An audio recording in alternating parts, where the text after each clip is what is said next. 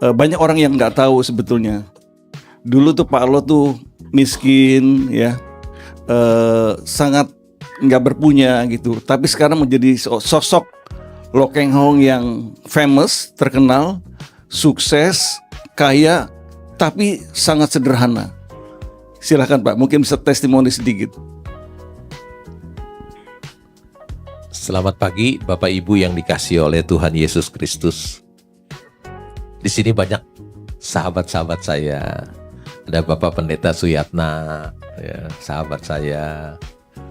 Ada Pak Wito Mailoa, sahabat saya. 20 tahun yang lalu saya jadi nasabahnya Pak Wito di CIMB Sekuritas. Beliau 20 tahun yang lalu sudah jadi direktur di CIMB Sekuritas. Keren Pak Wito. Ada Pak Ciong Tony lagi.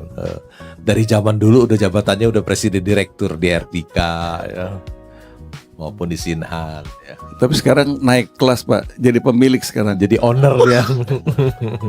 Puji Tuhan Pak Tony. Ada sahabat saya Pak Kusnanto yang sudah kenal saya 40 tahun lebih. Kalau tadi Pak Vincent bilang saya dulu orang miskin. Itu saksinya Pak Kusnanto, dia tahu saya orang nggak punya. Ya saya dilahirkan di Jakarta 67 tahun yang lalu.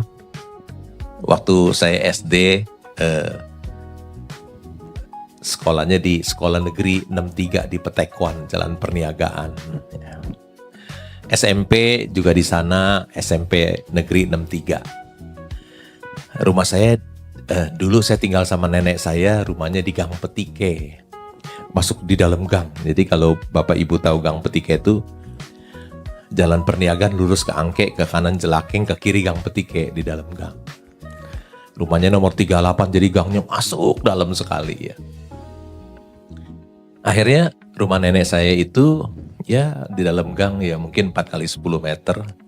Akhirnya dibeli sama mertuanya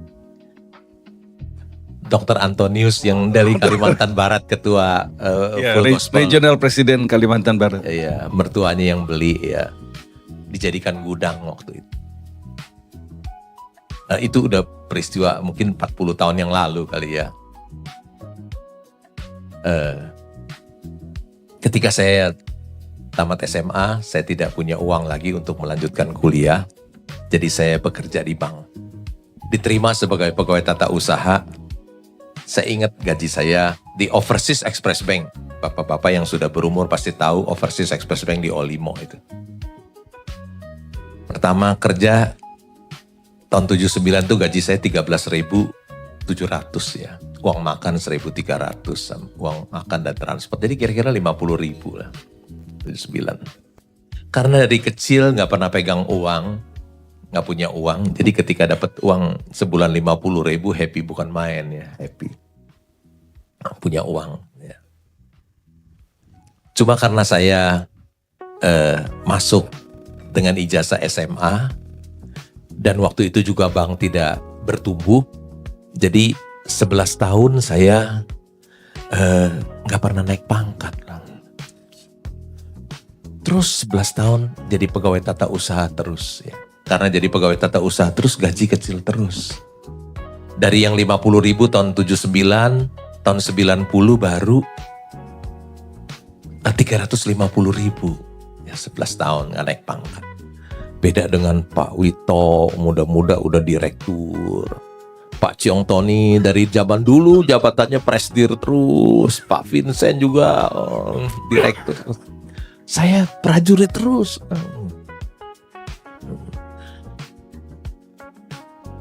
Tapi untung ada Pak Tok tahun 88 ya, bank-bank baru diizinkan buka, asing boleh membeli saham di Bursa Efek Indonesia, Bursa Efek Jakarta. Sehingga bank-bank baru mulai bermunculan. Saya yang dibayar kerendahan bisa minta harga tinggi ya. Kebetulan nasabah saya buka bank, diajak ya udah saya minta 1 juta plus uang kesehatan 50.000, jadi gaji saya naik 200%. Wah saya happy banget, udah kerja habis-habisan dah saya. Semua nasabah-nasabah yang kaya pasti saya dekatin, saya suruh deposito. Atau kalau yang butuh uang, saya kasih pinjaman. Jadi kalau saya kumpul dengan bapak-bapak, saya cari nih yang kaya yang mana nih, saya dekatin. Supaya deposito di tempat saya, ya, bangun hubungan yang baik. Kasih bunga lebih tinggi, ya, karena saya, itu kan bank yang baru.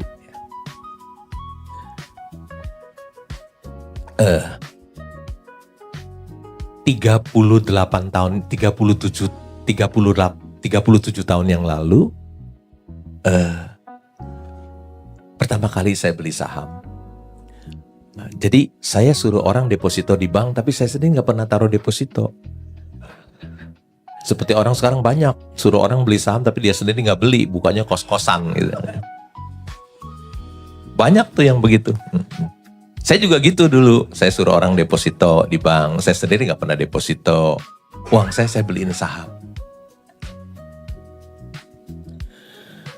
37 tahun kemudian, uang itu jadi besar.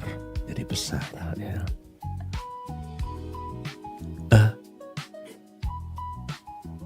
Saya dulu klerk di bank, ya. Nggak seperti Pak Wito, Pak Ciong, ini semua jabatannya direktur. Saya nggak seumur hidup nggak pernah jadi direktur, jadi prajurit terus. Ya. Tapi Tuhan berkati saya dengan luar biasa, dengan ajaib. Kita berikan tepuk tangan dong untuk Tuhan yang luar biasa. Kalau Bapak buka website Bank Danamon, ada nama saya di situ, pemegang saham terbesar nomor 5. Nggak pernah jadi direktur, jadi clerk, tapi sekarang jadi pemegang saham di situ.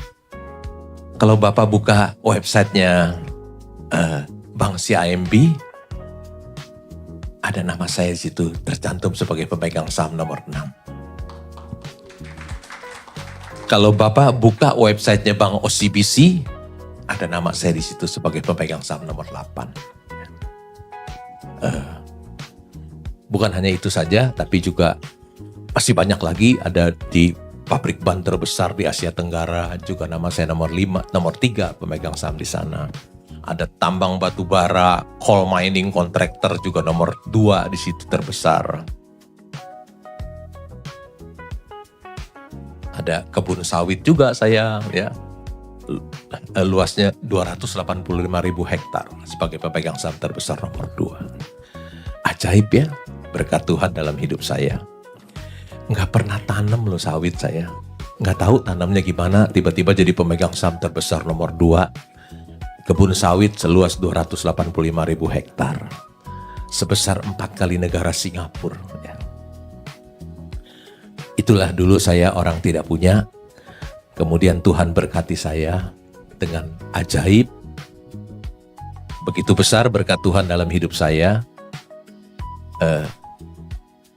Sampai seperti sekarang ini ya. Apa yang tidak pernah saya pikirkan. Gak pernah saya berpikir saya bisa seperti sekarang itu. Tapi itu Tuhan berikan bagi saya ya. Sangat ajaib berkat Tuhan bagi saya. Saya juga ingat di dalam Alkitab ada Daud ya. Sebelum dia jadi raja, dia adalah seorang gembala domba di hutan ya. Tiba-tiba Tuhan kasih kejutan ya, diangkat jadi raja. Begitu juga dengan Yusuf. Dia dahulu sebelum jadi Perdana Menteri di Mesir, dia adalah seorang narapidana ya. Begitu keluar dari penjara langsung jadi Perdana Menteri di Mesir ya, untuk agar Mesir keluar dari krisis 7 tahun kekeringan di sana. Kalau Tuhan sudah mengangkat Daud, mengangkat Yusuf, Tuhan juga bisa mengangkat Bapak Ibu sekalian. Luar biasa. Tidak ada yang mustahil bagi Tuhan.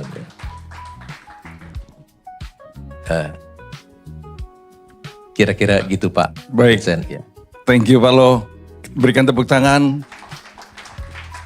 Satu kalimat mungkin boleh saya sampaikan adalah Tuhan menciptakan segala sesuatu indah pada waktunya. Saya ingin kasih selingan sedikit boleh ya? Satu. Mengawali, menyertai apa yang Pak Lo tadi sampaikan, betul-betul bahwa Tuhan bisa mengangkat Daud, bisa mengangkat Yusuf, bisa mengangkat Lo Keng Hong, bisa mengangkat semua ini. Karena kita punya Tuhan yang ajaib. Ayo, indah rencanamu Tuhan. Teman-teman, tahu nggak bahwa judulnya ini sengaja dipilih supaya memang kita attract kepada karakteristik daripada Buaro. Spirit-filled investing. Nah, ada dua pengertian spirit-filled investing, yaitu investasi yang didasarkan passion, semangat, gairah. Itu pengertian pertama. Karena kalau orang betul-betul fokus sebagai investor, dia harus punya gairah, punya passion, ya. Belajar, membaca, kemudian membanding-bandingkan, baru memilih, itu adalah passion. Tapi di satu pengertian yang lain, spirit-filled investing itu berbicara tentang karakteristik daripada buah roh. Nah, saya ingin bertanya kepada Pak Alo nih ya. Buah roh yang kita kenal adalah kasih, sukacita, damai sejahtera, kesabaran, kebaikan, kemurahan, kesetiaan, kelemah lembutan, dan penguasaan diri. Apakah Pak Alo setuju dengan pandangan tersebut? Mana yang paling menonjol dalam pandangan Pak Alo dari 9 karakteristik buah roh itu di dalam investasi di pasar modal? Menurut saya, yang paling penting yaitu kesabaran. Kesabaran, ya. Buah Roh Kudus tentang kesabaran ketika berinvestasi di bursa saham. Karena bursa adalah perangkat untuk memindahkan uang orang tidak sabar kepada orang yang sabar. Garis bawah itu. Bursa adalah perangkat untuk memindahkan uang orang yang tidak sabar kepada orang yang sabar. Oke. Jadi kalau Bapak Ibu tidak sabar, hati-hati, hartamu bisa pindah kepada orang yang sabar. Perangkatnya ada, Bursa Efek Indonesia.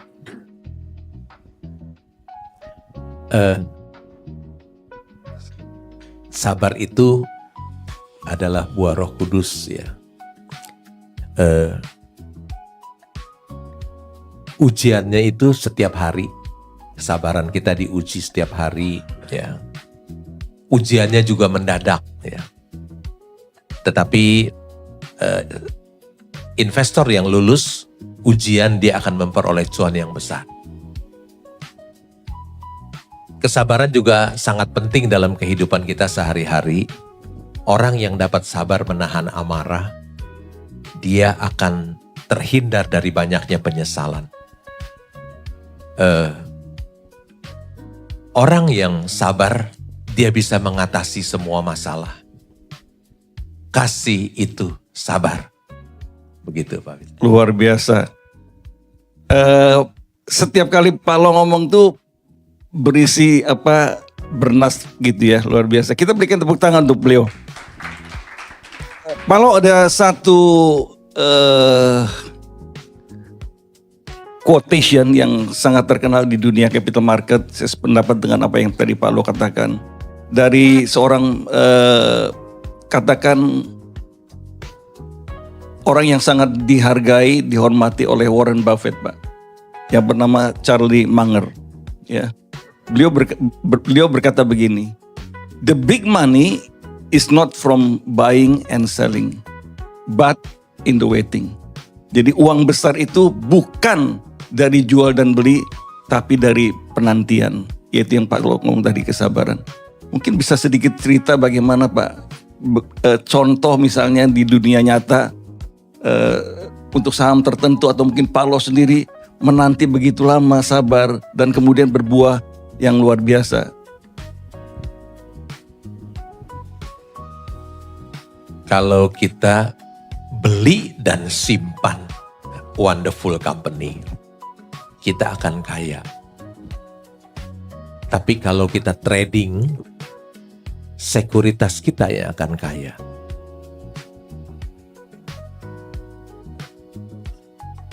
Iya. Karena ada orang yang beli saham 1 menit kemudian sahamnya naik, dia jual lagi ya. Dalam 1 menit dia cuan, sekuritasnya juga cuan. Beli bayar fee, jual bayar fee dalam 1 menit ya. Berbeda dengan saya beli bertahun-tahun gak jual-jual gitu. Sekuritasnya gak dapat fee dari saya.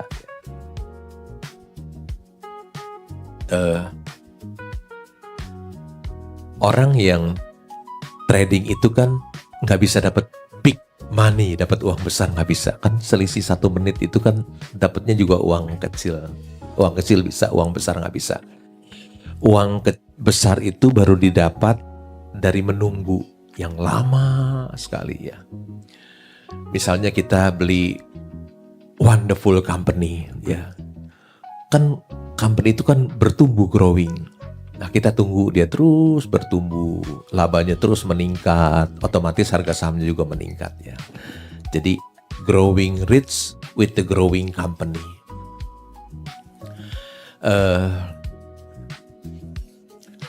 Mau ngomong apa? Lupa saya. Terus misalnya saya beli Mercy harga bajai. Kan untuk si bajai ini kembali jadi Mercy perlu waktu, it takes time, perlu waktu menunggu ya. Bisa cepat, bisa lambat. Kita sih maunya cepat, tapi kalau lambat ya kita terus menunggu.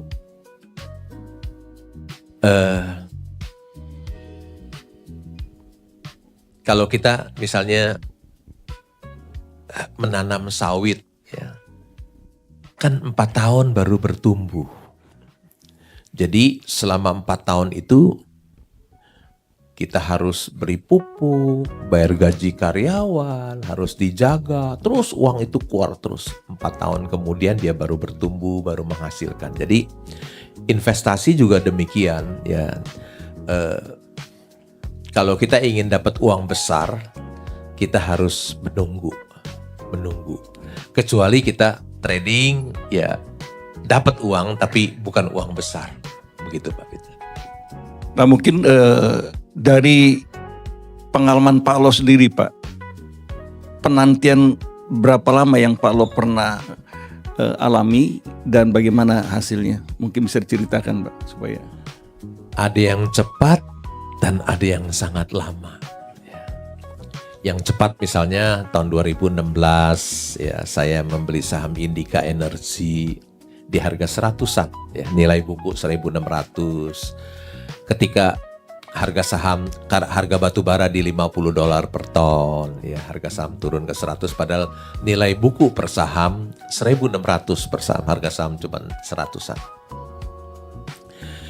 Saya melakukan order beli ke broker saya, beliau MBA lulusan Amerika. Tapi mereka bilang, "Pak, jangan beli, Pak. Tambang batu bara masa depan suram." Memang pada waktu itu suram, tapi dia lupa. Batu bara itu komoditas, harganya cyclical, naik turun. Habis turun dia akan naik, habis naik dia akan turun, turun akan naik ya. Saya bilang nggak apa-apa, beli aja.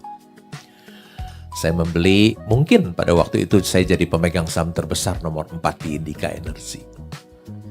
2 tahun kemudian harga saham itu jadi 4.500 dan saya untung besar. Itu yang cepat. Luar biasa, itu yang cepat 2 tahun. 2 tahun. Oke. 45 kali tapi ya. 45 ya, 4.500%. Dan jumlahnya size-nya juga besar. Ada yang lambat. Udah saya pegang 22 tahun belum bisa saya jual. Nah ini tolong dicatat teman-teman, underline 22 tahun. Saya nggak bisa jual karena apa? Nilai buku per saham 5.000, harga saham 800. Nggak bisa jual, kemurahan ya. Memang 22 tahun yang lalu saya beli 250 kan nggak bisa jual, under value terus dong. Harga sahamnya, nilai buku per sahamnya 5.000, harga sahamnya 800 ya. Ini menghibur diri ya. Tapi Saya pernah jadi pemegang saham Penin. Ya. Penin Finansial nomor 2 terbesar di Panin. Penin Finansial itu punya 2 perusahaan, Penin Bank dan Penin Daiichi. Kalau lihat di annual report 2021, saya pemegang saham terbesar nomor 2. Kenapa saya bisa jadi pemegang saham nomor 2? Mungkin karena pegang holding company-nya terlalu lama. Ya, sampai 20 tahun lebih, jadi saya tahu tentang Penin Finansial. Di annual report 2021 ada nama Lo Keng Hong sebagai pemegang saham terbesar nomor 2. Punya Penin Bank dan punya Penin Daiichi. Harganya under value sekali. Gak pernah bagi dividen. Tetap saya beli. Dihina-hina orang. Yang hina orang-orang hebat. Ya. Wah, PNLF itu value trap katanya. Ada lagi orang yang jago di saham bilang, Hong, lu beli saham Penin gak bakalan kasih lu cuan. Hina-hina orang. Tapi mujizat Tuhan terjadi. Mujizat Tuhan terjadi. PNLF yang 170 tiba-tiba ada isu Penin Bank mau diakuisisi oleh MUFG. PNLF yang 170 naik jadi 775. Saya keluar semuanya. Jadi 0 barang saya habis semua. Bukan 22 tahun itu belinya nggak lama. Yang 20 tahun holdingnya dari PNLF itu. Jadi begitu Pak Vincent, ada yang cepat, ada yang lama. Jadi kesabaran kita yang dibutuhkan Pak Vincent. Baik.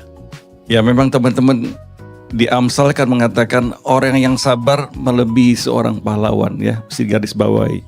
Nah, Pak cukup menarik sekali. Ini bukan rekomendasi untuk beli, tetapi sebuah pelajaran. Kita katakan kita nggak mau ada inisial. Memang BCA itu kan IPO kan tahun 2000 ya, harganya 1.400. Kemudian telah mengalami split sampai 40 kali sahamnya, artinya 40 kali.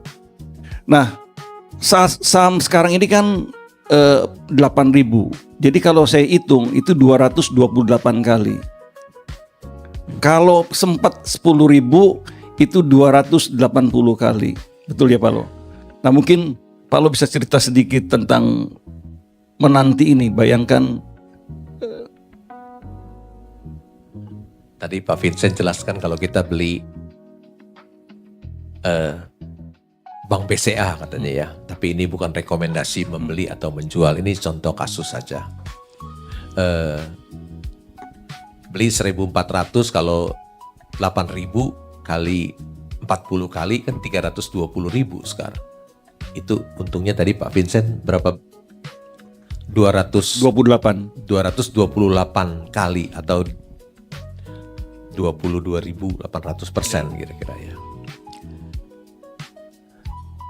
Kalau kita investasikan 1 miliar 26 tahun kemudian jadi 226 miliar. Ini kisah nyata ya. Mungkin Bapak Ibu berusaha mati-matian siang malam, belum tentu uang Bapak 1 miliar jadi 226 miliar loh. Tapi kalau Bapak investasikan di wonderful company seperti BCA, uang itu jadi 226 miliar dan Bapak nggak usah kerja apa-apa. Tiap hari tidur saja.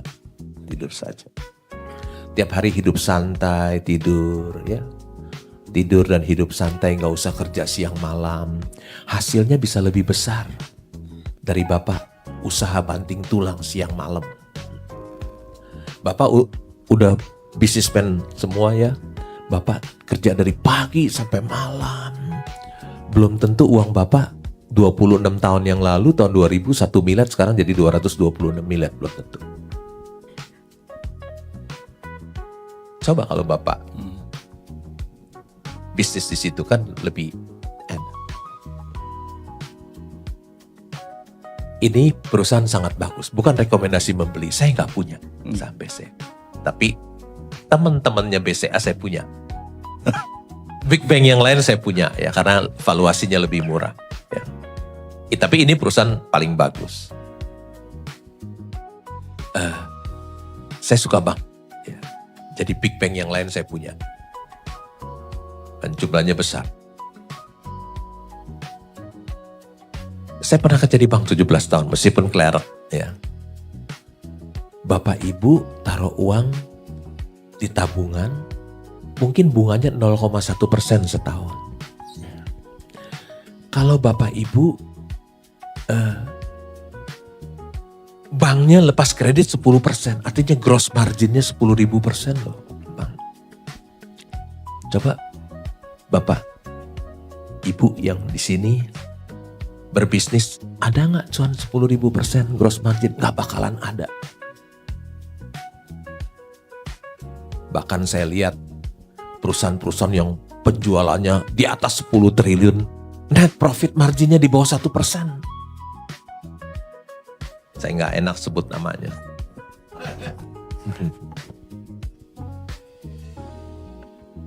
Jadi bisnis bank itu paling enak. Kalau saya nih disuruh usaha, usaha, net profit marginnya berapa sih? Mendingan saya ikut wonderful company aja, profit marginnya gede, dan saya nggak usah bisnis capek-capek, tidur. Saya tidur aja. Jadi begitu Pak Vin. Baik, nggak usah juga nanam sawit tapi punya ribuan ribuan lahan sawit ya Pak ya. 285.000 hektar. Pak. Kali 5% ya Pak Lo ya. Oke. Teman-teman, jangan menganggap bahwa investasi itu harus punya uang besar. Ini mesti saya garis bawahi ya. Jadi minimum investasi itu 1 lot atau 100 lembar. Ya, catat baik-baik 100 lembar, 1 lot. Kalau harganya itu 50, yang misalnya ada saham yang 50, itu hanya cukup 5.000 ya. 100 kali 50. Nah, kalau tadi contoh saham BCA 1.400 per lembar, 1 lot minimal kan investasi itu 140.000 teman-teman. Ya, jadi jangan bilang kalau investasi di saham tuh harus jadi orang kaya. Enggak. Mulai nabung dengan uang yang kecil, berapapun yang Anda punya, tapi itu uangnya harus uang yang free, ya, uang yang free ya Pak Lo ya. Mungkin bisa kasih garis bawah Pak Lo. Jadi jangan pernah ngutang. Setuju nggak Pak? Setuju, saya nggak punya hutang. Karena orang yang berhutang itu adalah budak si pemberi hutang. Amsal 22 ayat 7 ya Pak Lo ya. Baik. Nah, Pak Lo kan terkenal sebagai tokoh atau investor guru dalam value investor, atau dikenal sebagai value investor. Apa yang membuat Pak Lo memutuskan sebagai value investor tetapi bukan sebagai trader? Seorang value investor itu dia selalu membeli sebuah perusahaan yang nilai pasarnya jauh lebih murah daripada nilai wajar perusahaan. Artinya saya membeli Mercy yang dijual di harga bajai. Di dunia nyata tidak ada. Tapi di bursa saham ada Mercy yang dijual harga bajai. Tetapi juga harus hati-hati, di bursa lebih banyak bajai yang dijual harga Mercy. Itu di garis bawah itu. Banyak bajai tapi dihargai Mercy, bahaya Tapi itu. ada juga Mercy yang dijual harga bajai. Artinya saya membeli satu perusahaan yang harga pasarnya jauh lebih murah daripada nilai wajar perusahaan. Beli Mercy harga bajai. Contohnya, kalau Bapak Ibu buka website dari perusahaan gas negara, ada nama saya sebagai pemegang saham nomor 7 di situ. Nomor 8-nya BlackRock. Fund manager terbesar. Masukin aja PGN shareholder, di situ ada nama saya nomor 7. Dulu saya beli ketika ada isu gagal serah kepada Gunvor, harga sahamnya dari 1.800 turun ke 1.100. Nilai pasarnya kira-kira jadi 27 triliun. 27 triliun. Sedangkan kita tahu perusahaan gas negara ini beli Pertagas $1 miliar. Dia beli Saka Energy $1 miliar. Kalau kita lihat di kasnya ada $1,2 miliar, udah $3 miliar, sedangkan itu cuma 25 triliun. 3 miliar dolar kan udah 50 triliun.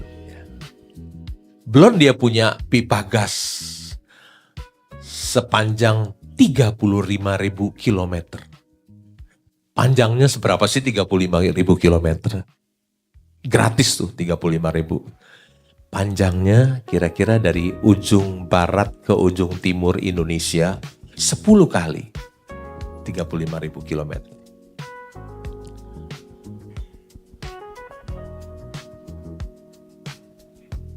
Perusahaan gas negara ada bangun pipa 1.000 kilometer dari Grisik ke Singapura, Grisik ke Duri ke Sumatera Utara. Itu Grisik itu deket Jambi kalau tidak salah ya. Dari Grisik, dari migasnya Medco mengalir ke Singapura, ada yang mengalir ke Sumatera Utara ke Duri. Pipanya panjangnya 1.000 kilometer, itu investasinya $1 miliar. Apalagi yang 35.000. Jadi saya membelinya. Kemudian orang lihat, oh labanya cuma $400 juta. $400 juta setahun. Perusahaan gas negara. Orang lupa, padahal labanya sebetulnya $800 juta. Kenapa? Karena ada penyusutan $400 juta. Kalau penyusutan kan nggak ada uang keluar. Labanya 400, tapi sebetulnya 800 karena yang uang penyusutan itu kan larinya ke kas. Nah, ini kasnya gede ya, ada $1,2 miliar. Gitu. Jadi kira-kira begitu. Sebagai seorang value investor selalu saya membeli Mercy yang dijual harga bajai. Jadi aman buat saya, investasi saya aman.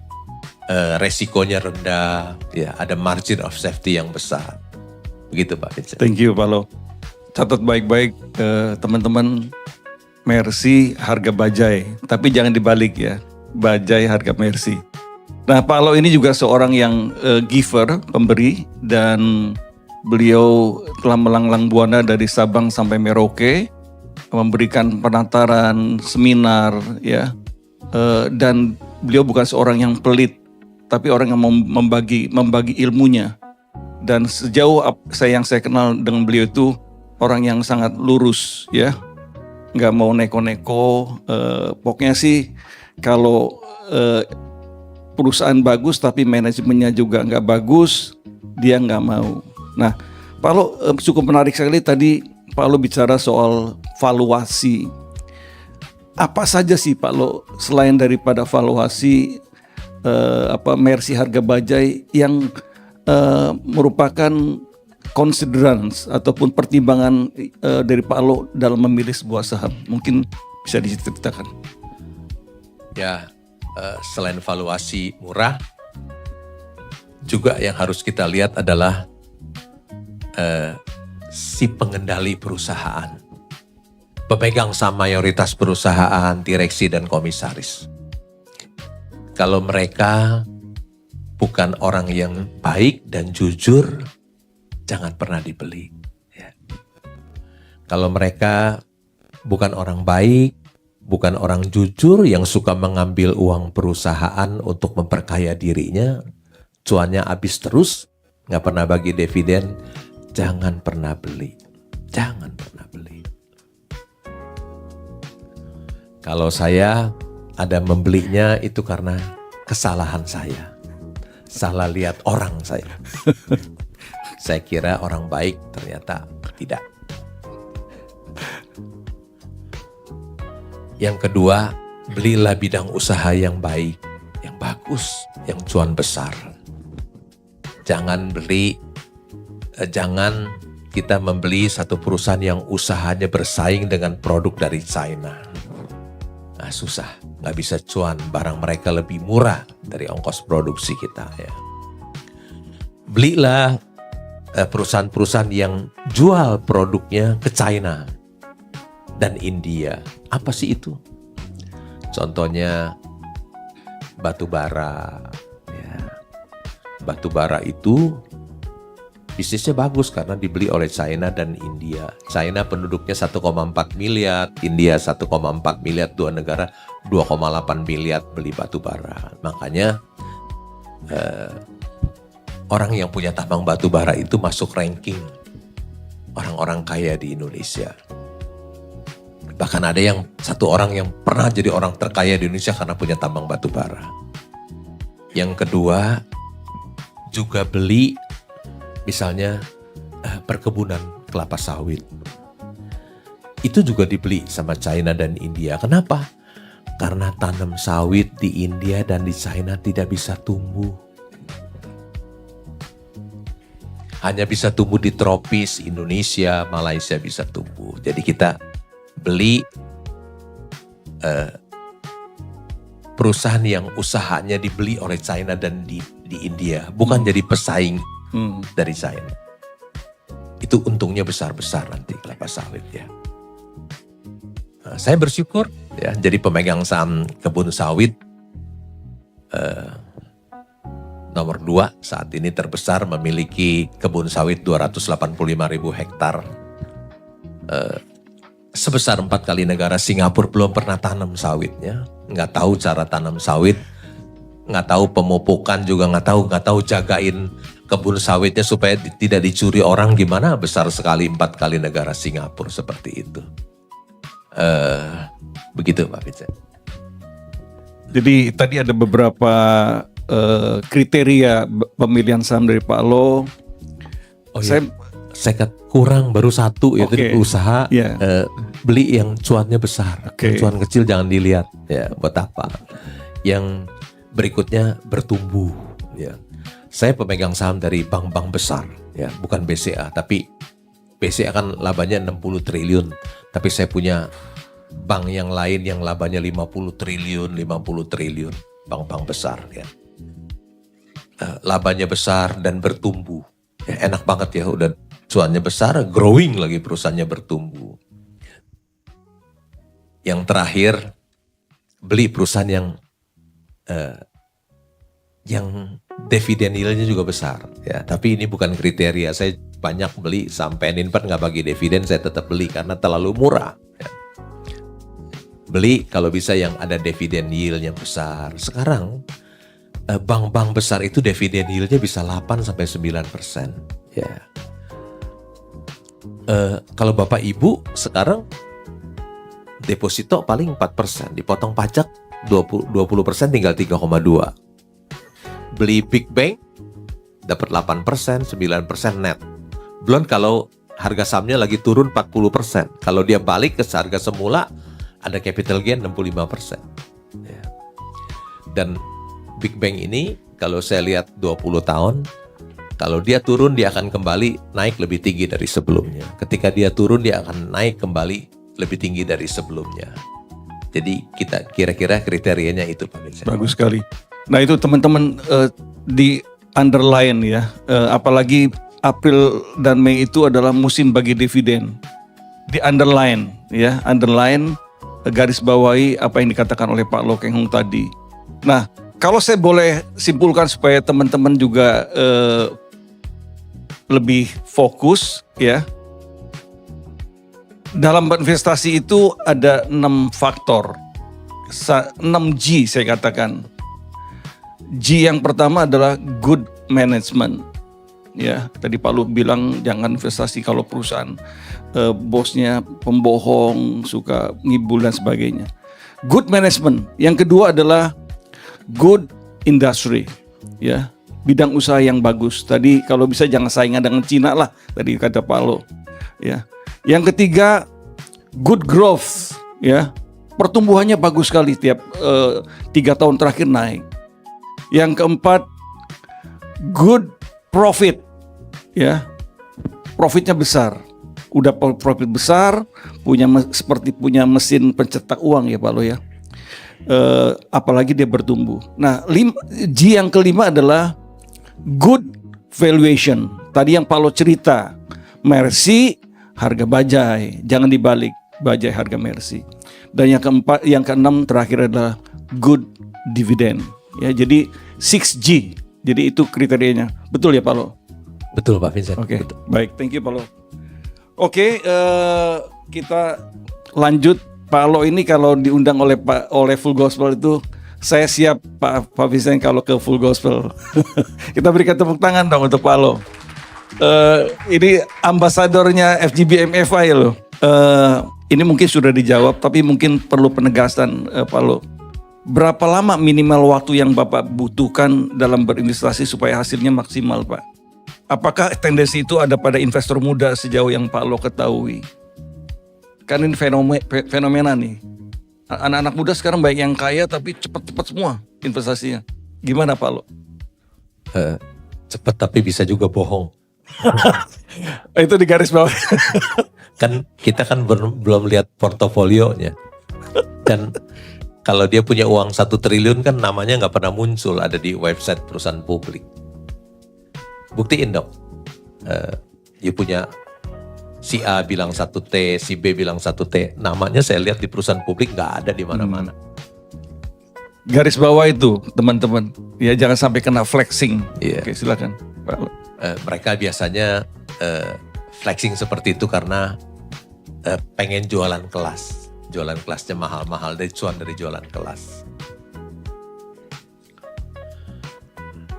Tadi pertanyaannya apa Pak? Saya lupa. Berapa lama minimal waktu yang dibutuhkan? Iya. Minimal, kalau kita berinvestasi minimal, hasilnya juga minimal. Kalau kita berinvestasi waktu yang maksimal, hasilnya juga maksimal, Pak. Jadi tergantung waktu. Jadi kalau kita beli wonderful company, tentu dia bertumbuh itu kan perlu waktu. Jadi kalau kita hanya siapkan waktu yang sedikit, yang minimal, ya hasilnya juga minimal. Siapkan waktu yang banyak, maksimal. Menurut saya hasilnya juga jadi maksimal, jadi besar. Ya. Orang yang terhebat di dunia, Warren Buffett, terkaya di dunia, hasilnya hanya 20% setahun. Jadi kalau beliau bisa 500 juta jadi 1 triliun, Warren Buffett putus nggak ada apa-apanya. Jadi saya kasih tahu, Warren Buffett yang uangnya 150 miliar dolar sudah dapat dan hasilnya hanya 20% per tahun. Kira-kira begitu. Baik. Pak Lo juga dikenalkan sebagai seorang pembelajar ya Pak ya. Suka buka-buka laporan keuangan. Mungkin bisa sedikit kasih kita gambaran apa yang Pak Lo kerjakan hari demi hari Pak sebagai seorang investor tulen. Kalau kita-kita ini masih kerja kan. Kadang-kadang jadi komisaris, jadi presiden, direktur. Kalau Pak Lo kan nggak punya kantor, nggak punya karyawan, nggak punya hutang. Nah, boleh cerita sedikit sebagai pembelajar gimana, khususnya bagi kita yang mau investasi ini. Kadang-kadang gini Pak Lo, banyak orang bilang, kasih tahu gue dong tipsnya apa. Dia nggak pernah belajar gitu loh. Nah kalau yang ngasih tipsnya salah, ya udah kebablasan masuk ke jurang. Iya, gitu. masuk sama-sama masuk ke jurang. Ya, dibohongin juga bisa. Dibohongin juga bisa. Jadi saya sudah berhenti di bank sejak bekerja 17 tahun, tahun 96 saya berhenti. Jadi sekarang sudah 30 tahun. Ya, saya tidak bekerja di mana-mana 30 tahun.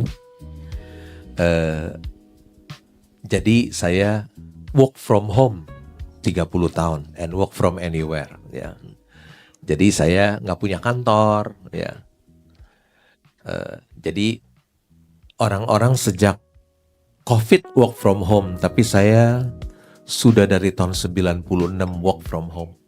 Ya, saya nggak punya kantor, nggak punya karyawan satupun, nggak punya produk yang dijual, nggak punya partner, nggak punya bos satupun, dan nggak punya hutang. Ya. Setiap hari saya jam 6 pagi, saya bangun, saya ambil koran 4 di depan rumah saya. Bapak Ibu sudah nggak langganan koran ya, saya masih ada loper koran loh, antar ke rumah saya. Masih bayar 995.000 sebulan. Bapak Ibu udah baca yang gratis saja dari handphone kan. Saya sudah 35 tahun langganan koran berhenti, sayang rasanya. Ya udah terusin aja deh. Nggak seberapa juga 995.000 dibandingin ada satu berita yang bagus yang dapetan kan cuannya bermiliar-miliar ya. Jadi nggak ada artinya. Ya udah. Misalnya pagi-pagi baca renungan, banyak sekali renungan ya di handphone kita. Setelah itu saya baca koran. Baca koran, 4 koran. Saya baca laporan keuangan. Saya duduk di taman di rumah saya setiap hari. Dari jam 6 sampai jam 9. Reading and thinking. Baca. Setelah saya baca koran, saya klik di Google. Karena saya bacanya perusahaan publik, yang keluar perusahaan publik semua saya baca. Kalau ada yang menarik, saya buka laporan keuangan. Oh nggak menarik, ya udah. Ada yang menarik, pasti saya cek laporan keuangan. Itu yang saya lakukan dari jam 6 sampai jam 9. Dari jam 9 sampai jam 4.15, kalau ada saham yang menarik, saya pelan-pelan membeli dari rumah. Pelan-pelan saya beli akumulasi. Tahu-taunya, udah 5% terbuka ya. Atau saham saya udah beggar ya. Ada saham saya yang sudah beggar ya. Ketika April harganya 4.700, sekarang 10.000, beggar saya jual pelan-pelan. Bapak Ibu tinggal tebak aja, April 4.700, sekarang 10.000 lebih. Saya jual take profit pelan-pelan. Lumayan, jumlah sahamnya ada 34 juta saham, lumayan. Pelan-pelan take profit. Itu saya lakukan sampai dari jam 9 sampai jam 4.15, market tutup. Begitu market tutup, saya tidur. Saya tidur ya. Karena kan saya work from home, tinggal masuk aja ke kamar, tinggal tidur. 1-2 jam saya bangun, saya mandi, makan, mulai lagi reading and thinking, saya baca lagi. Ya mungkin 3 jam. Jam 11 saya ngantuk, saya tidur. Jadi terus rutin seperti itu. Saya hampir tidak pernah dugem. Ini perlu digarisbawahi nih. Nggak pernah dugem. Digarisbawahi. Rutin terus ya. Terus tiap hari hanya di rumah terus ya. Kira-kira begitu Pak Vincent. Baik. Tiap hari terus rutin, nggak berubah begitu terus ya. Makasih Pak Lo. Ini pembelajaran yang bagus sekali untuk kita semua ya. Pagi-pagi renungan harian, makan firman dulu, baru kemudian pembelajaran karena beliau seorang investor, dipelajari melalui 4 koran ya. Nah, istilahnya itu RTI, teman-teman. Singkatan daripada reading, thinking, and investing. Jadi ini untuk para yang mau jadi investor, tolong jangan hanya tanya tipsnya apa dong, tapi perlu reading, thinking, dan investing. Kalau itu diterapkan di area spiritual, bagus sekali ya Pak John Thompson. Kita akan menggenapi the kingdom of God lebih cepat. Baik, oke, kita lanjut lagi. Pak Lo, situasi sempat kemarin juga kan ketar-ketir,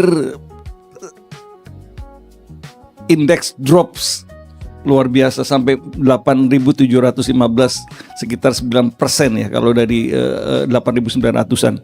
Nah, apakah pernah Pak Lo merasa takut dan emosi saat pasar bergejolak, saat pasar indeks juga drops? so much. Gimana? Apakah pernah mengalami seperti itu? Ketika pasar jatuh,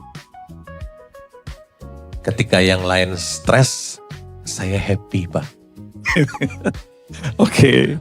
Saya happy bisa, itu kesempatan emas bagi saya untuk membeli wonderful company di harga diskon. Ya, diskon.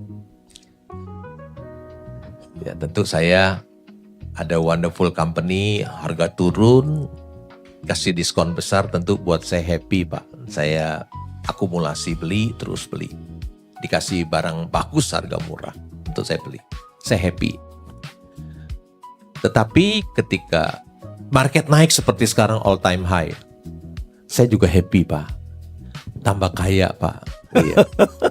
Jadi kalau turun, saya happy, itu kesempatan emas buat saya. Kalau dia naik all time high, juga saya happy, saya tambah kaya. Karena saham-saham saya pada naik semua. Begitu, Pak. Baik. Oke, saya sudah menjalani beberapa pertanyaan supaya suasana lebih panas. Saya sekarang mau lempar ke floor, ya. Siapa yang mau bertanya, ya? Kalau nggak ada yang bertanya lagi, saya akan bertanya terus, ya. Silakan. Kita harus terima kasih kepada Pak Lo untuk acara kali ini.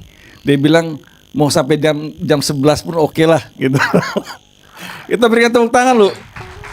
Ini kalau Pak Lo di luar itu mahalnya luar biasa lo. Untuk full gospel ini kadang-kadang, aduh gimana ya?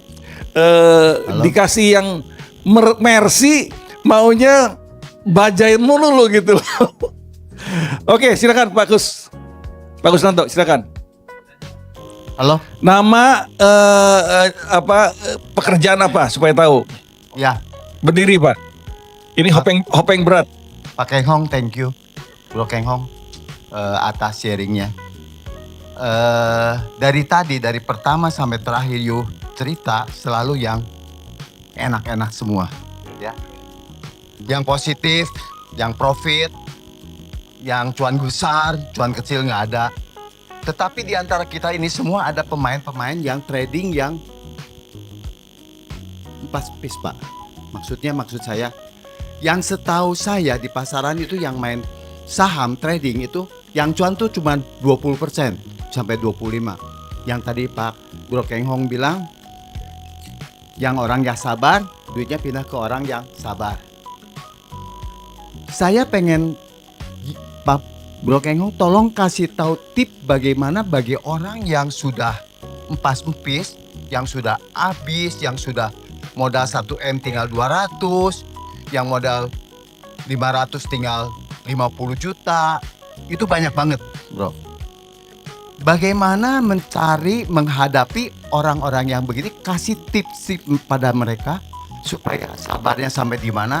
Bro Keng Hong bisa sabar karena tahu duitnya udah banyak. Bahkan saya, Kusnanto mau tanya, waktu pas you 40 tahun yang lalu beli saham pas orang taruh deposito di bank, you cuma taruh beli saham dari 50. Itu how come? Sedangkan you aja income-nya cuma 1 juta, 2 juta atau 10 juta, tapi bisa beli saham. Bagaimana bisa membaginya gitu? Itu udah apa? Kisi-kisinya aja. Jadi intinya tuh bagi orang yang sudah merasa loss, sudah kurang lebih 70-80. Kalau pemain saham yang 80 cuan ya, yang 20% yang rugi ya, nggak mungkin kan bisa pindah. Nah, itu intinya itu. Coba Pak Bro Keng Hong tolong kasih kisi bagaimana bagi orang yang sedang bergelut di bidang ini. Thank you Pak Kusnanto. Terima kasih Pak Kusnanto, sahabat saya sudah 40 tahun lebih, yang dia sangat tahu waktu saya masih kere, ya masih kere. Tahu saya masih kere dulu ya, karena Pak Kusnanto dulu satu gereja dengan saya, ya. Jadi dia paham sekali tentang saya.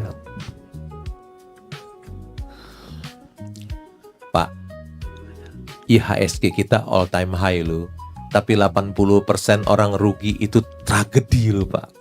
Harusnya kan all time high kan cuan semua ya, rugi ya. Ya tetap harus berubah, harus mengikuti tadi kriteria membeli saham saya seperti itu. Ikuti saja apa yang saya lakukan. Tadi Pak Kusnanto bingung juga dulu Lo Keng Hong. Aduh, kere ya gimana? Bisa jadi kaya seperti sekarang. Gimana Tuhan berkati dia? Ya. Pak,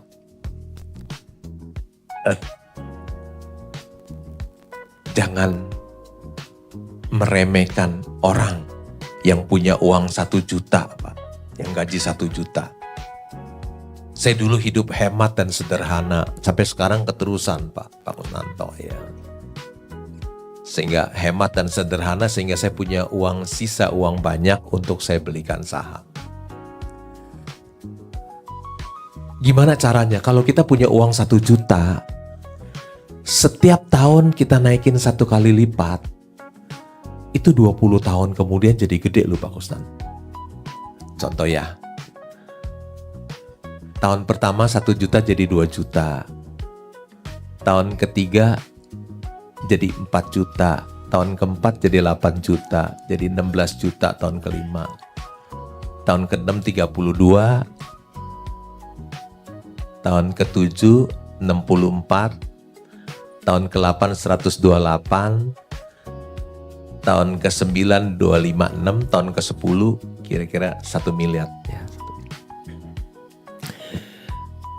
1 juta kalau kita bisa naikin 1 kali lipat jadi 1 miliar 10 tahun, tambah nolnya 3. Kalau 1 miliar kita terus kita compounding, 10 tahun kemudian tambah lagi 0,3 loh Pak. 1 juta itu 20 tahun kemudian dia jadi punya uang 1 triliun Pak Kusnanto. Karena compounding ya. Saya pun sekarang masih melakukan compounding. Sekarang 99,5% penghasilan saya belikan saham kembali. Yang saya pakai hanya 0,5% untuk hidup saya. Saya sedang melakukan compounding. Semoga satu hari tambah besar dan tambah besar. Begitu Pak Kusnan. Jelas ya Pak.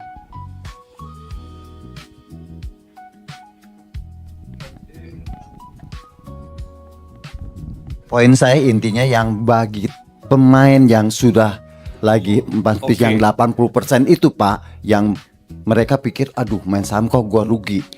Bahkan saya punya kesaksian teman saya dokter di insurance di Manulife. Bukan dokter Heri. Saya nggak sebutin namanya. Beliau main saham. Pertama cuman sekitar, saya sebutkan angkanya di kantor tuh, ini contoh soal ya, 50 sampai 200 juta. Setelah itu dia pindah ke satu perusahaan di mana bosnya pemain saham yang cukup besar. Dan dia ditempel terus karena bos atasan dan bawah main terus sampai akhirnya minus sampai 400 sampai 500 juta. Dia bicara sama saya. Saya sekarang main saham Oktober, Desember ini saya mau cut loss. Saya nggak mau main saham lagi. Waktu dia kalah, ketemu lagi Januari, itu 2019, ini 2020. Dia bilang begini, Pak Kus, gua nggak bisa berhenti. Karena gua bilang, gua udah kalah nih 400-500. Bos gua bilang, lu kalah 400, ini gua kalahnya udah hampir 2M. Lu nggak ada apa-apanya. Ya, jadi dia main terus. Itu 2019, 2020. Orangnya sehat, dokter itu udah kurang lebih kerja hampir di Manulife tuh kurang lebih 25 tahun. Saya kenal baik dia karena sering lunch. Bahkan saya ajak lunch juga dia nggak bisa karena ada bosnya, nggak bisa di dep. Akhirnya pada tanggal Februari itu, Maret itu dia kena COVID. Karena COVID, dia karena pusing, because istrinya pun nggak tahu bahwa dia bisa kalah sampai begitu besar. Oke, pertanyaannya adalah bagaimana? Pertanyaan saya itu sampai game over, Jadi akhirnya dalam 1 bulan dia pusing, pass away. Balik lagi ke pertanyaan saya, Pak Keng Hong sekarang punya duit, Bro Keng Hong punya duit, taruh duit beli saham lagi, taruh 20 tahun. It's okay. Oke. Buat you. Tetapi buat sebagian besar itu nothing, Pak. Jadi dia main-main, 2 tahun gua trading, gua cuan notiau satiau, ya cepat ambil lagi karena gua pakai. Mungkin dia nggak duit yang tadi Pak Vincent bilang, duitnya bukan duit diam gitu, duit tapi panas. duitnya kan mungkin dia diputerin sambil dagang, sambil main saham, jadi pakai. Gua di dagang lagi kurang bagus nih bisnis, ambil lagi saham, ini cuan dikit, ambil gitu. Itu yang maksud saya. Bagaimana how come to untuk mengatasi bahwa yuk kalau main saham punya cepet ya jangan dimainin lebih kurang atau gimana. Ada orang ngomong begitu, gitu. Itu maksud saya, Pak. Ya, paham ya, Pak. Oke, thank you. Ya. Kalau yang rugi-rugi itu menurut saya karena dia tidak tahu apa yang dia beli. Dia beli kucing dalam karung. Dia beli bajai yang dijual harga Mercy sehingga rugi terus. Beda dengan saya tahu apa yang saya beli Mercy harga bajai, tentu susah rugi. Bisa cuan susah rugi. Kalau orang yang beli bajai harga Mercy, susah cuan, kemungkinan besar rugi. Jadi dia tidak tahu apa yang dia beli, kesalahan dia. Tuhan itu Maha Pengampun, Pak Kusnanto. Tapi bursa saham tidak kenal belas kasihan. Di garis bawah itu. Bursa tidak pernah memberi ampun kepada orang yang tidak tahu apa yang dia beli. Ya. Iya, karena itu semua ya. Karena dia tidak tahu apa yang dia beli. Dia beli bajai harga Mercy, dibohongin influencer. Betul sekali. Iya, kembali harus. Kalau begitu buat apa saya tiap hari dari pagi jam 6 sampai malam saya membaca, reading and thinking. Buat apa? Itulah kunci keberhasilannya.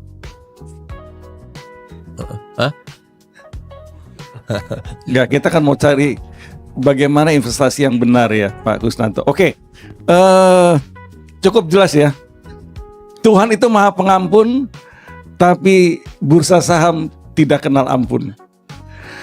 Nah, ada satu quotation yang bagus sekali. Kalau nggak salah Charlie Munger yang ngomong. Risk comes from not knowing what you are doing. Jadi risiko itu muncul ada ketika kita tidak tahu apa yang kita lakukan, yaitu beli kucing dalam karung. Itu di garis bawah itu Pak Kus, ya. Risk comes from not knowing what you are doing. Oke. Ada pertanyaan lagi dari floor? Silakan. Kalau nggak ada saya akan tanya Pak Lo terus. Bagi teman-teman yang karena ada meeting ataupun ada pertemuan bisnis, silakan loh kalau mau meninggalkan ini ya. Silakan. Pagi Pak Lo. Selamat pagi. Pertanyaan saya, saya perkenalkan, nama saya Gito. Usaha saya di supplier mesin dan engineering company. Pertanyaan saya, bagaimana cara mengatur komposisi modal kita untuk masuk dalam saham, dan bagaimana berapa persen yang harus kita cadangkan untuk kita membeli ketika market crash? Seperti Pak Lo bilang, happy kalau saham turun, itu waktunya membeli. Tapi pada saat itu kan uang kita udah ada di emiten, ada di pasar ya. Udah kita belikan saham. Kita harus cadangkan berapa persen untuk kita bisa membeli ketika market turun, Pak Lo. Oke. Terima kasih. Clear, Pak Gito, silakan Pak Leo. Terima kasih Pak Gito. Rambutnya sama-sama saya Pak, putih. Berarti tambah wise ya Pak ya. Berapa yang harus kita sisihkan? Uang kita yang sisakan. Pak, akhir tahun 2025, 29 Desember, saya lihat di Kesei Custody ya. Saya lihat portofolio saya 99,8% ada di saham. Jadi nggak punya sisa uang lagi, hanya sedikit untuk saya hidup aja. Saya lihat di Kesei, udah 99,8% ya saham saya, uang saya ada di saham semua ya. Tidak apa-apa karena pegang saham kan sama juga pegang uang cash. Saham itu very liquid. Kita jual hari ini, 2 hari kemudian uang itu udah masuk ke rekening kita ya. Jadi saya nggak pegang uang cash juga nggak apa-apa. Saya pegang saham kan sama juga pegang uang cash. Saya jual 2 hari kemudian masuk ke rekening saya. Akhir tahun 99,8% semua dipot. Begitu masuk awal tahun saham naik terus ya, naik terus. Puji Tuhan. Jadi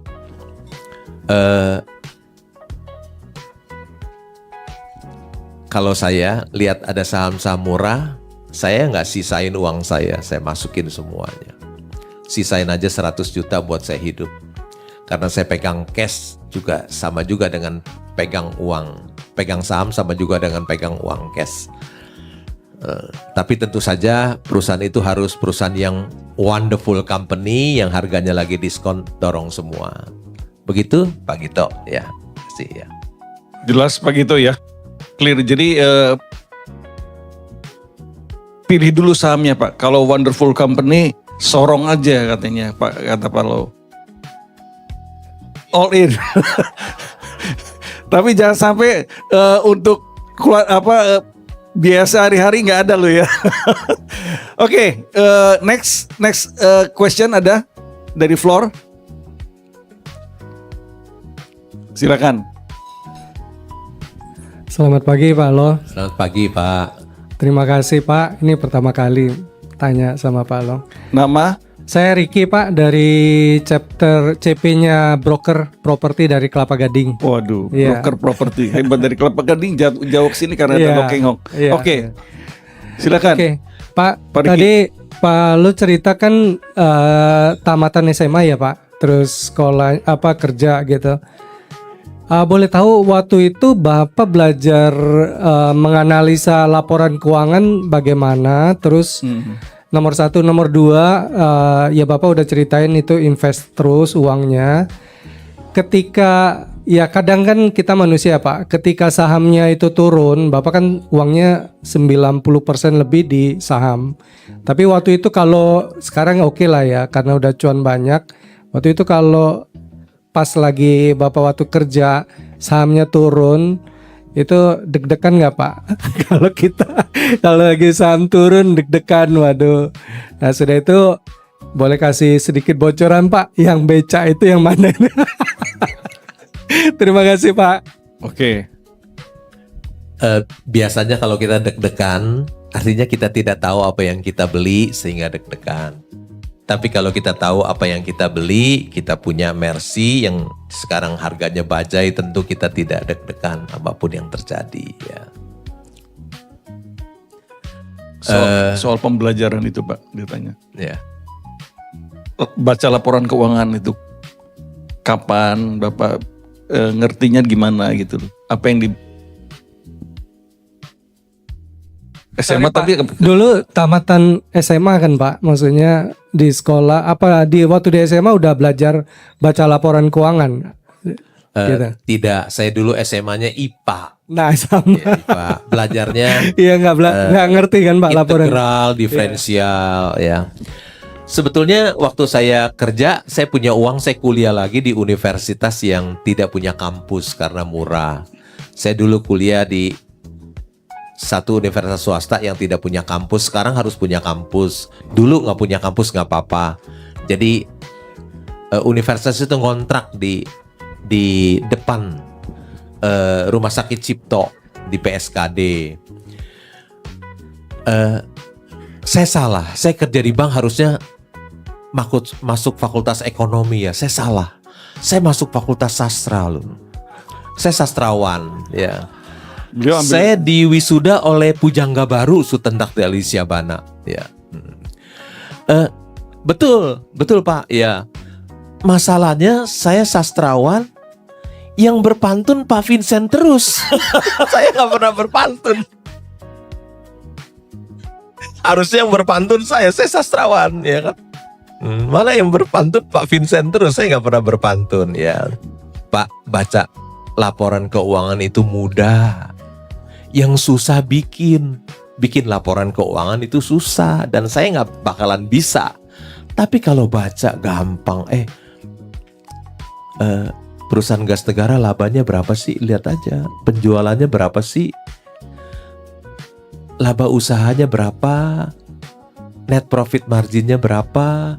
Return on equity-nya berapa? Earning per share-nya berapa? Price earning ratio-nya berapa? Utangnya berapa? Nilai buku per sahamnya berapa? Price to book-nya berapa kali? Utangnya dalam dolar atau rupiah? Kasnya ada berapa banyak sih? Tinggal baca doang. Di kasnya ada berapa? Oh, ada 1,2 miliar dolar ya. Bagaimana dengan piutangnya, masuk akal nggak? Inventorinya, uang muka. Biasanya inventory banyak yang nggak masuk akal. Itu titik 3 rawan tuh. Perusahaan-perusahaan yang orang tidak baik dan tidak jujur biasanya bodong tuh. Piutang bodong, inventory bodong, uang muka udah pasti bodong ya. Di write off semuanya nantinya. Jadi Pak, bikin laporan keuangan pasti nggak bisa, susah. Tapi kalau baca gitu, aduh mudah. Lulusan SD juga bisa, cuman baca doang. Oh, labanya berapa, penjualannya berapa. Jadi gitu ya Pak. nggak perlu S1 ya Pak? Nggak. Teman saya banyak yang cuman tamatan SD jadi kaya di saham.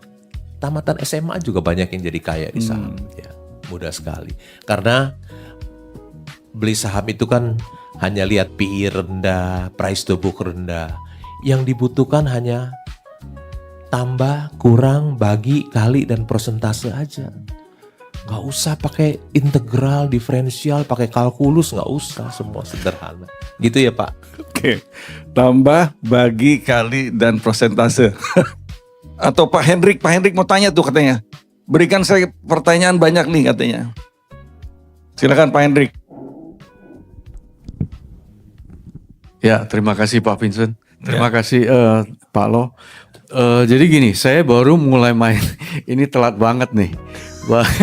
Ini baru Oktober 2022 baru mulai main saham. Invest di saham. Jadi gini, maksudnya mengenai money management lah. Maksudnya kalau Pak Lo kan tadi masukin 99%. Nah, tapi kalau kita kan uangnya kalau terbatas, itu kan kalau dia tiba-tiba jatuh mendalam, itu money managementnya kan maksudnya kita nggak bisa beli lagi. Berarti kan harus space mungkin 50% atau space 40% untuk tunggu saat dia jatuh mendalam baru kita masukin lagi. Nah ini kan kalau masukin 90% kita nggak ada duit lagi untuk average. Itu gimana? Maksudnya itu nggak cocok mungkin bagi yang baru gitu. Iya, kalau misalnya ini kan kalau saya menemukan wonderful company yang sedang terdiskon 42,5%, tentu saya harus dorong semua. Karena nggak mungkin saya mengharapkan dia turun lagi ke bawah. Malah berpotensi dia naik, iya. Jadi saya punya keyakinan saya nggak menunggu dia jatuh lagi baru saya beli. Ya.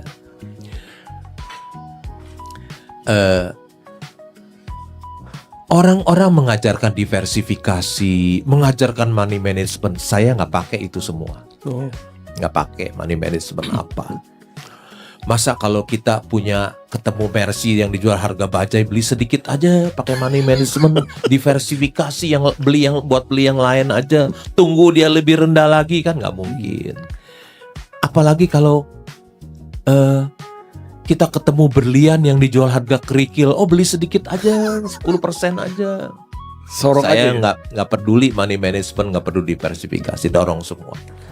Tahun 98 uang saya 100% di saham dan sahamnya satu macam. Nggak diversifikasi. Saya beli di United Tractor. Kenapa saya beli?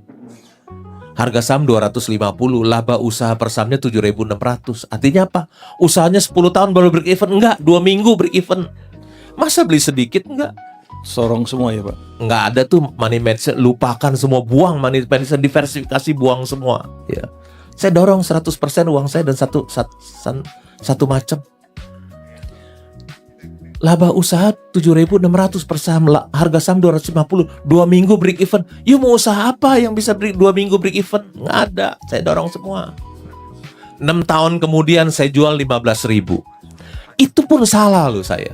Itu baru PI 2 kali. Saya jual. Habis saya jual tahun 2004. Dia jadi 600.000.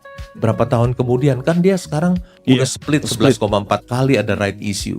Ya, jadi buat saya kalau ketemu Mercy harga bajai, apalagi berlian harga kerikil, money management tuh nggak ada, diversifikasi nggak ada, dorong semua. Gitu ya Pak. Oke, berikan tepuk tangan. Luar biasa.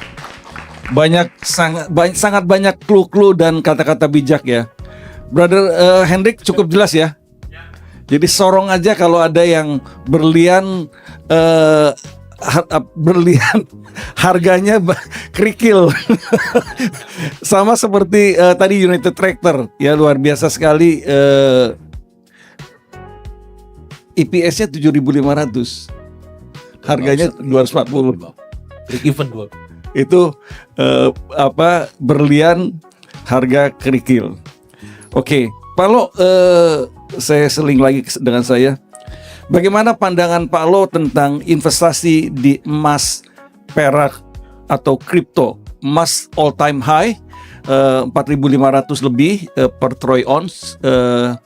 Bagaimana pandangan Pak Lo? Tadi saya sebutkan uang saya 99,8% ada di saham. Saya nggak punya kripto, nggak punya emas. Saya ngomong kripto dulu deh ya. Kenapa saya tidak mau beli kripto? Karena kripto tidak ada underlying. Kalau saya beli saham bank kan ada banknya. Yang labanya setahun 50 triliun, yang bagi dapat dividen yield buat saya 8-9%. Ya. Sedangkan kalau kripto kan nggak ada underlyingnya. Nanti kalau turun nggak ada underlying kan bisa jadi 0 tuh sampai turun. Ya. Juga kripto itu tidak produktif. Kalau kita beli saham perusahaan publik, kan perusahaan publik menghasilkan produk dan jasa bagi hidup kita. Ya. Ketika kita bangun tidur, kita ke toilet, kita lihat toiletnya merek Toto. Oh, itu produk dari perusahaan publik.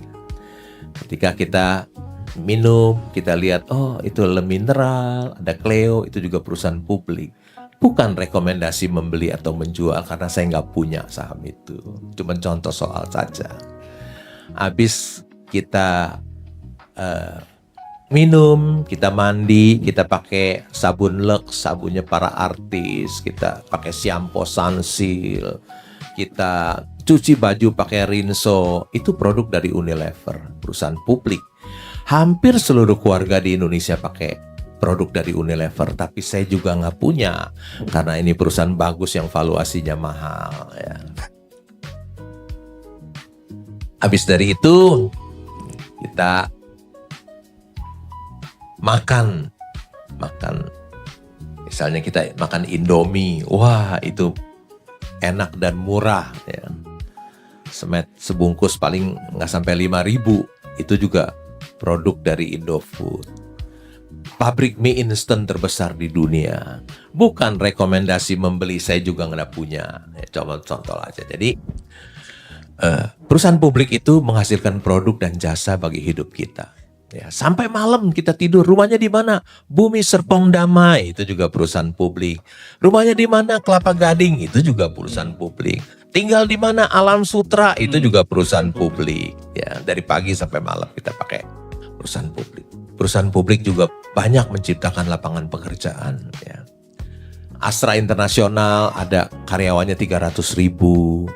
Belum dia punya dealer, dia punya supplier. Makin banyak lapangan pekerjaan tercipta, makin sejahtera bangsa dan negara kita. Perusahaan publik juga adalah pembayar pajak yang besar. Ya. Pembayar pajak, royalti, cukai, dan lain-lain. Ya. Setahu saya, Gudang Garam itu bayar 2 tahun bayar cukai itu hampir 15 triliun sampai 150 triliun. Pajak untuk pembangunan, untuk membantu rakyat miskin, membayar gaji dan lain-lain. Jadi perusahaan publik itu produktif, sedangkan kripto tidak produktif. Juga kripto dipakai untuk kejahatan. Ya. Orang-orang punya uang yang nggak bisa taruh di bank, lari ke kripto. Hasil kejahatannya, hasil korupsi atau apa, taruh di kripto. Ya. Berikutnya, saya juga orang gaptek. Saya kalau taruh di saham triliunan saya nggak takut, enak tidur. Hocia hokun, tidur enak, makan enak. Lu taruh, orang gaptek seperti saya taruh uang triliunan di kripto di dunia maya. Ada jutaan hacker yang mau rampok itu duit. Aduh serem banget. Jadi saya nggak pernah. Jadi tetap saya pegang saham. Sebetulnya pegang emas lebih baik. Saya juga nggak beli emas ya. Kenapa emas baik? Tahu nggak? Kalau Bapak Ibu baca dari Kejadian, dari peradaban manusia yang pertama, Abraham itu disebut dia kaya, punya banyak ternak, perak dan emas. Wih, ajaib ya, kok zaman peradaban manusia yang pertama Abraham udah pegang emas ya. Terus waktu Tuhan Yesus lahir, orang Majus kasih persembahan apa? Emas, perak dan mur. kemenyan dan mur, ya, emas bernilai ya. Sekarang emas lagi naik. Kenapa naik? Saya menduga ya, emas kenapa naik? Karena Donald Trump sembarangan ngomong, jadi emas naik. Kenapa dia salah ngomong apa sih? Dia bilang gini, China punya uang taruh di treasury bill, surat utang negara Amerika, 2 triliun dolar. Donald Trump ngomong begini, uang China nggak usah dibayar, katanya. Takut dong pemerintah China. Dijualin surat utangnya. Pemerintah Amerika treasury bill dijualin terus uangnya lari kemana? Dibeliin emas sama pemerintah China, jadi naik. Kalau bukan pemerintah China yang beli emas juga nggak bisa naik emasnya. Kira-kira gitu. Jadi saya tidak beli kripto, tidak beli emas. Bagi saya saham is the best choice, pilihan yang terbaik bagi saya, Pak Vincent. Thank you, Paulo. Tadi di underline teman-teman yang untuk penggemar kripto ya, ada 3 alasan yang tadi bagus sekali. Tidak punya underlying assets, tidak produktif, dan sering dipakai di dalam kejahatan. Perlu di underline ya. Emas tadi biblical karena disebutkan juga di Alkitab, tapi Pak Lo tetap nggak investasi di emas ya Pak ya? Enggak Pak. Okay. Bagi saya saham adalah yang terbaik bagi saya. Saham adalah yang terbaik. Pak Lo, bagaimana pandangan Pak Lo, atau pernah nggak Pak Lo investasi di IPO Pak? Mungkin bisa dikasih pandangan Pak Lo. Sudah 30 tahun lebih nggak beli IPO. Oke. Ya. Alasannya? Karena apa? Alasannya pengusaha itu jual saham di bursa, nggak mungkin jual Mercy dia dijual harga bajai. Kalau bisa bajai dia dijual harga Mercy Pak. Jadi nggak ada barang murah di sana. Kalaupun saham itu naik, teman saya setor IPO 3 miliar, dapatnya 19 juta, kurang dari 1%, buat apa juga? Setor 3 miliar dapatnya 19 juta. Buat apa? Cuma 0,6%. Jadi saya sudah 30 tahun nggak beli saham IPO Pak Vincent. Hanya yang di pasar sekunder saja. Oke, bagus sekali ya. Karena banyak kan IPO itu kan apa, kerikil harga berlian. Sorry. Oke. Ada pertanyaan dari teman-teman? Selamat pagi Pak Vincent, terima kasih. Nama saya Edwin Pak. Saya mungkin banyak sekali perbedaan dengan bapak-bapak semua karena background saya di perminyakan Pak. Oke. Saya di offshore. Dan saya tertarik memang jobnya dengan Pak Lo ini hampir sama dengan saya. Saya sebagai clerk administration, Pak. Oke. Saya mau bertanya, saya usia sekarang 55 tahun. Kira-kira pandangan Pak Lo saya, tapi dengan saya yakin sih, cuma saya ingin jawaban dari Pak Lo. Sudah terlambat enggak dengan saya background sekarang 55 tahun ini dan dengan modal ya pas-pasan gitu untuk masuk dalam dunia saham dan perlu belajar tentunya tadi. Tapi saya kuat banget tadi ada firman yang dibilang tadi itu kesabaran dan tidak dugem. Ini saya pegang. Wah. Saya pegang itu Pak, karena memang saya yakin modal dengan Tuhan itu plus kita pribadi full heart lah, full power gitu. Thank you Pak, terima kasih Pak. Oke, Pak Edwin. Apakah masih belum terlambat? Tidak ada kata terlambat, Pak Vincent. Tidak ada kata terlambat, ya. Bapak kan Pak Edwin umurnya 55. Warren Buffett kan umurnya 95. Jadi masih ada 40 tahun lagi. Masih ada kesempatan 40 tahun. Partnernya Cari Mangga meninggal usia 99. Ya, jadi Bapak masih banyak kesempatan, ya. Kalau Tuhan berkati Bapak, tidak ada yang mustahil. Ya. Oke. Tidak mustahil, Pak. Jadi tidak usah juga ngelihat jumlahnya, Pak Edwin. Tadi jelas satu lot itu 100 lembar. Jadi Bapak nanti lihat aja saham yang tadi Mercy, ya harganya bajai, banyak di capital market, ya. Beli 1 lot, 2 lot, kelipatan 100. Oke, mungkin saya ingin minta pertanyaan dari Pak John Thompson nih. Seorang lawyer, juga pengajar spiritual. Menyikapi spirit field investing, ya.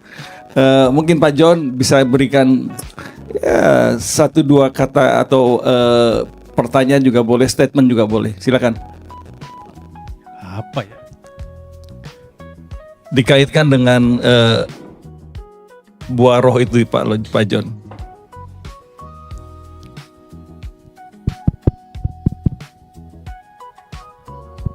Pak John ini backgroundnya lawyer, Pak, di Full Gospel sebagai Deputy National Teaching and Training. Saya deputinya Pak Vincent, Pak Lo. Saya nggak tahu, saya nggak ada uang untuk diinvestasikan nih. Tapi kemarin saya dibukakan satu rekening untuk investasi, Pak, oleh seseorang. Saya nggak tahu nanti Tuhan mau kerjakan apa. Tapi memang yang tadi saya pikirkan adalah bahwa ketika Tuhan memberkati kita itu pasti punya tujuan. Sepakat ya? Sepakat. Bukan hanya sekedar untuk investasi atau supaya kita kemudian mendapatkan uang. Tapi yang saya tahu sampai saat ini bahwa Tuhan ketika memberkati itu punya tujuan. Jadi artinya saya tidak di bidang investasi karena saya lawyer, Pak Lo, dan saya sudah menginvestasikan apa yang saya dapatkan. Tapi kemarin saya sudah buka rekening untuk investasi. Saya nggak tahu nanti Tuhan mau kerjakan apa. Saya selalu percaya bahwa Tuhan memberkati itu dengan berbagai cara. Dan hari ini saya mendengarkan cara yang kalau Tuhan mau berkati ya terlalu bisa, ya terlalu mudah. Terlalu mudah kalau Tuhan mau berkati kita. Jadi saya melihat bahwa cara investasi adalah cara yang sangat bisa, sangat mungkin, dan kita sudah mempunyai contohnya, yaitu Pak Lo.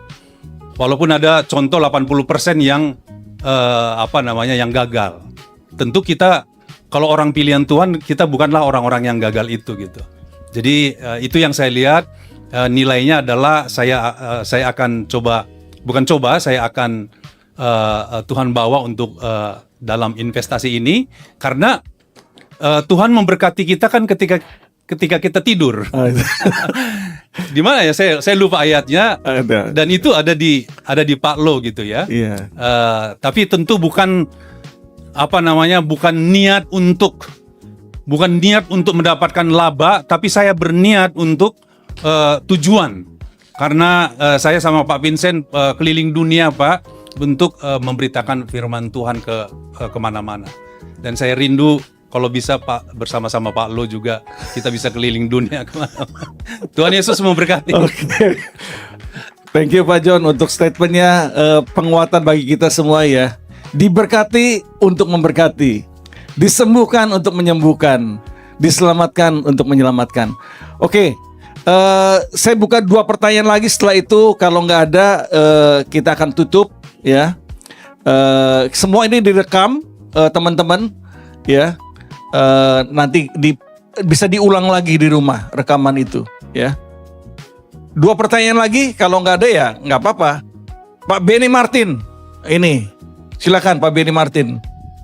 Selamat pagi Pak Lo, Benny Pak, saya Selamat Pak. pagi Pak Benny. Izin bertanya Pak, Bapak dulu pernah cerita tentang saham bumi Pak, yang tadi diungkapkan sama Dr. Harry.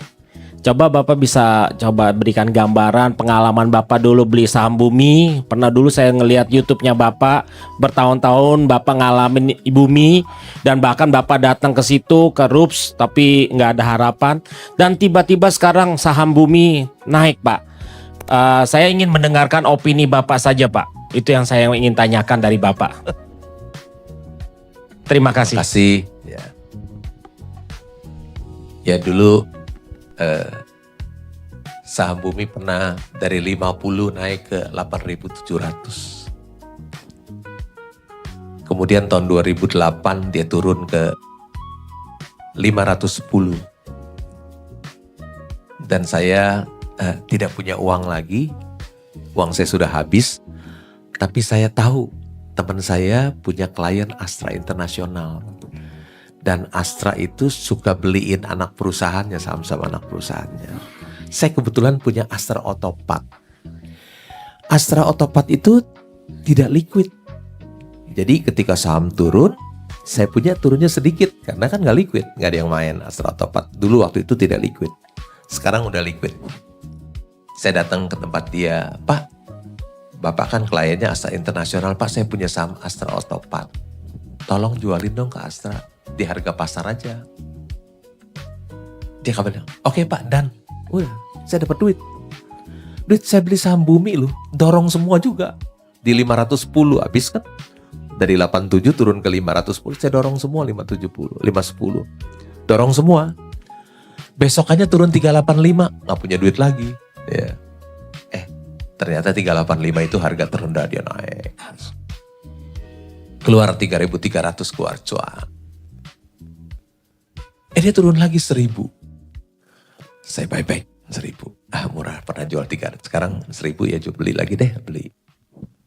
Turun 900 beli, 800 beli, 700 beli, 400 beli, 300 beli, 200 beli, 100 beli, sampai 50. Dari 1.000 sampai 50. Terus saya tanya pialang saya, uang saya sisa berapa sih di kamu? Ada 9 miliar Pak. Oh ini beliin semua ada 180 juta. Habis saya beli di suspend loh. Ada tuntutan pilot. Waduh pada uang saya. Banyak lagi di situ ya, banyak sekali. Banyak sekali. Ada di situ. Portofolio saya mayoritas ada di saham bumi. Ada teman saya di sekuritas lain bilang gini, Hong, nama kamu beredar di luaran, kamu bangkrut loh Hong. Saya bilang, Her, lu kan tahu loh Keng Hong gak punya utang. Masa orang gak punya utang bisa bangkrut sih?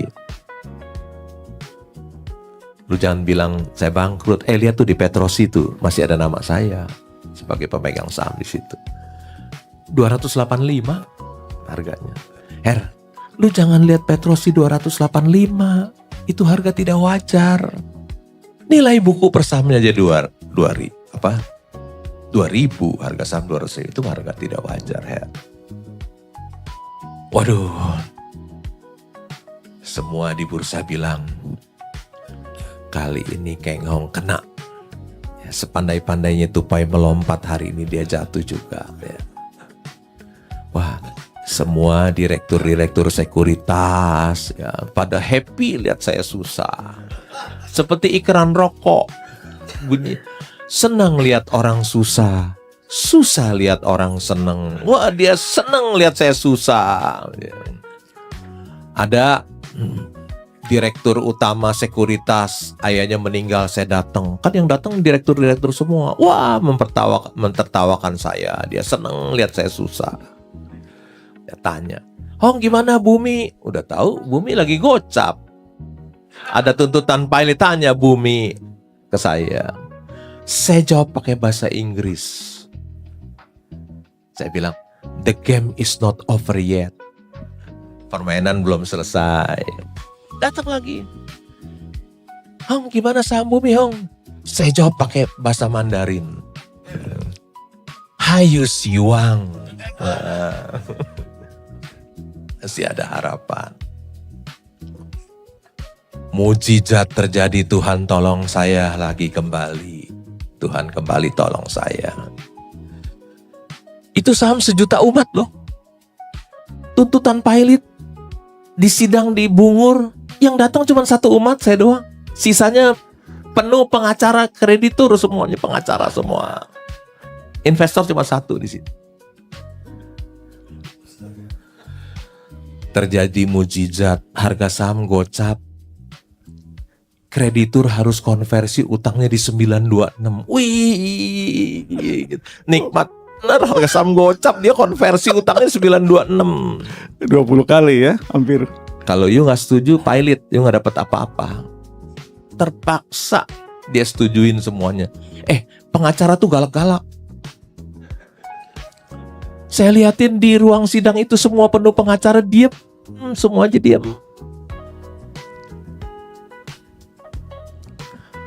Selesai sidang, saya tanya pengacaranya Bumi, Pak Haji Wijaya, pengacara kepailitan. Pak, kalau nggak pilot, berapa persen sih Pak? Kalau saya ngomong 100%, nanti saya tak kabur lagi. Udah 98% dah nggak pilot. Oh, ada hiburan. Nggak pilot, berarti kan masih hidup lagi. Betul, begitu voting 98%.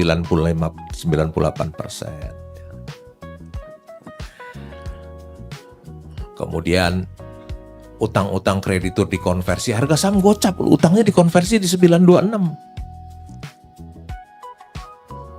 Ditambah harga batu bara yang $50 naik lagi ke 100. Waduh, begitu suspendnya dibuka naik ke 500. Kita keluar aja udah. Selamat, Tuhan kembali tolong saya. Kita berikan tepuk tangan. Iya. Kedua kali cuan lagi saham Bumi. Waktu itu di 54 tahun 2022 kayaknya ya, 54. Harga sahamnya harga batu bara $450 per ton. Pasti Bumi cuan gede. Ya. Tapi ingat, jumlah sahamnya masih 20 miliar. Ya, masih 20 miliar. Belum ada right issue. Masih 20 miliar saham. Saya beli. Bener. Dia dari 54 naik ke 180. Tiba-tiba right issue di 120, jumlahnya ratusan miliar lembar. Udah saya buang aja 180, terserap. Masih naik lagi 200 ya. Sekarang jumlah sahamnya banyak. Kalau nggak salah 330 miliar lembar, kalau nggak salah dulu 20 miliar. Jadi saya udah nggak mau beli lagi. Saya nggak beli saham Bumi meskipun naik. Kenapa? Orang fundamental ya. Lihat laba kuartal kedua, kuartal ketiga 2025, labanya 0. Ya udahlah, orang-orang main naik, nggak apa-apa, saya nggak ikut main. Kira-kira gitu ya. Jelas ya, Benny? Oke, the last questions kalau ada. Kalau nggak ada, saya ingin menyimpulkan beberapa hal. Dan setelah itu Pak Lo juga akan menyanyikan sebuah lagu untuk kita semua. Teman-teman, kalau kita simak dari awal sampai dengan akhir, ya banyak kebenaran-kebenaran rohani diungkapkan dalam talk show ini. Jadi jangan nanti ada komen-komen kok acara rohani diisi oleh investasi. Kalau Anda teman-teman simak, banyak sekali special truth yang diungkapkan di acara ini, ya. Mulai dari hutang, Amsal 22 ayat 7, lalu dari kesaksian Paulo sendiri, ya, bagaimana Tuhan itu ajaib, ya, mujizat nyata. Tapi seseorang yang saya tahu, Paulo itu pekerja keras. Dia bukan hanya, memang betul Tuhan memberkati ketika tidur, tapi jangan lupa loh, dia memberkati orang yang dicintainya ketika tidur.